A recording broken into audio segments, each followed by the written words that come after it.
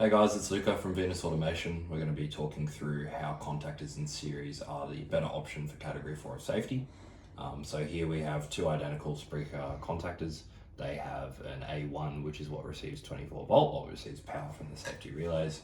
And then we have A2, which is grounded. When the contactors receive power, there's solenoids inside them that pull together shut and allow three-phase power to follow through. So when it comes to contactors, if they experience a high amperage, they are prone to actually welding the contacts shut.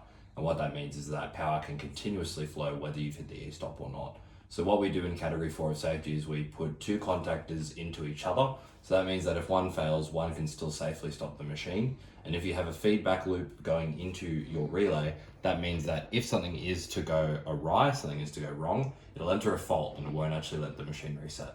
So here we have e-stop and dual channel, and then we also have a reset switch. The reset switch, if you follow it, is coming out, going in to an auxiliary contact of one contactor, and then going into the next auxiliary, then making its way into the relay. You'll see diagrams online for this from our website. But anyway, if I hit this reset switch, because we're still in startup, you'll see that K1 and K2 of the relay have lit up, meaning that the contactors are both on. Now, if I hit my e-stop, they turn off, they disable.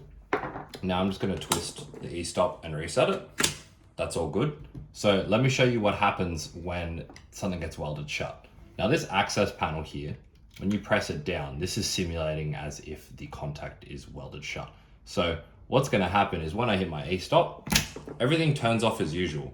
And then when I pull this out and I wait to reset, if I press the reset, nothing's going to happen, because the contacts going through the auxiliary and into the reset loop it's broken. There's a short and it's not going to let you reset, and that's your fault. So say this is powering a machine, you're still able to turn off the machine, you just can't turn it back on if something has gone wrong with your contactors. And this is why we need to use contactors in series to safely power and disconnect power to machines.